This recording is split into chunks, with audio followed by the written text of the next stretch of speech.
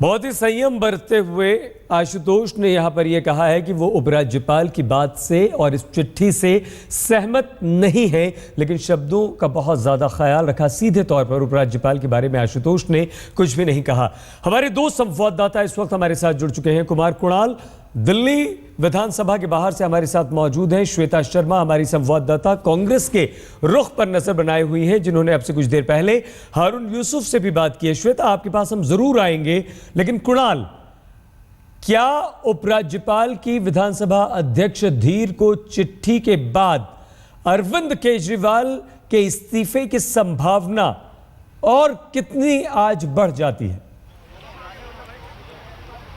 देखिए, जो विधानसभा में अब से तकरीबन 1.5 घंटे के बाद सदन की कार्रवाई शुरू होगी, उसका एजेंडा मेरे पास है सईद, और उसमें 3 नंबर पर रखा गया है लोकपाल बिल को। यानी 5 एजेंडे में तीसरे नंबर पर है, बीच में एक तरीके से सैंडविच की तरह रखा गया है। इसलिए एक संभावना और बनती हुई दिखाई पड़ रही है सईद, वो ये है कि क्या कार्रवाई चल पाएगी, तब तीसरे नंबर एजेंडे तक पहुंच पाएंगे। अभी हमारे साथ कांग्रेस के नेता मुकेश शर्मा है। क्या कल की तरह हल्ला हंगामा आप लोगों का एजेंडे में है, या लोकपाल पे भी आप बात करना चाहेंगे? देखिए, ना तो कल हमने कार्रवाई बाधित की थी, हम नियमों के अंतर्गत काम कर रहे हैं।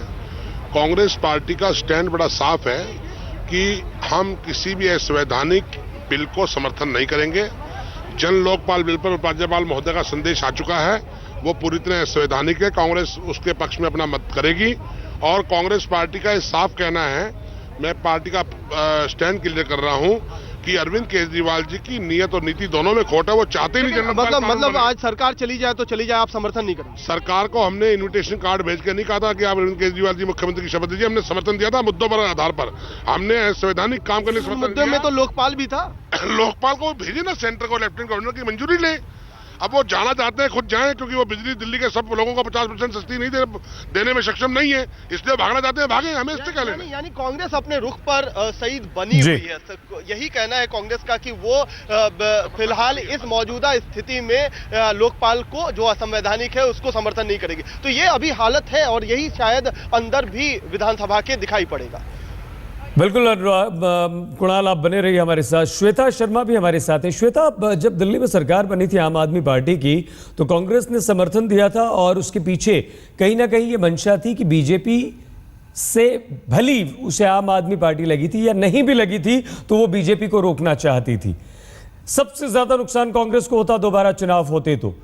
क्या अब कांग्रेस कहीं फंसी हुई नजर आती है, या कांग्रेस का ये जो स्टैंड है अब कि हम संवैधानिक तौर पर कानूनन अगर ये बिल आया तो उसका समर्थन करेंगे, विधेयक का समर्थन करेंगे, नहीं तो नहीं करेंगे, क्या कांग्रेस का रुख हो सकता है? क्या कांग्रेस के लिए कहीं ना कहीं कोई दुविधा हो सकती है? श्वेता, बिल्कुल सईद, दुविधा कांग्रेस के लिए बिल्कुल पैदा हो चुकी है, क्योंकि ये साफ तौर पर उनका कहना है कि भ्रष्टाचार के खिलाफ लड़ाई में है जरूर हम साथ हैं, लेकिन कानूनी तरीके से, संवैधानिक तरीके से अगर आप बिल्कुल आते हैं, हमारा समर्थन जरूर रहेगा। और ये मजबूरी भी है कांग्रेस की कि उन्हें समर्थन देना ही पड़ेगा, क्योंकि अगर भ्रष्टाचार के खिलाफ कांग्रेस नहीं खड़ी हुई दिखती है तो कहीं ना कहीं उसे वोटों का फिर से नुकसान होगा। लोकसभा चुनाव करीब है, लेकिन अब उन्हें एक अच्छा मुद्दा मिल गया है एलजी के लेटर के बाद कि अगर ये बिल ही अनकॉन्स्टिट्यूशनल है, हम इसे कैसे सपोर्ट कर दें। और इस समर्थन ना देने के मुद्दे पर कांग्रेस और बीजेपी बिल्कुल साथ दिखाई पड़ रहे हैं।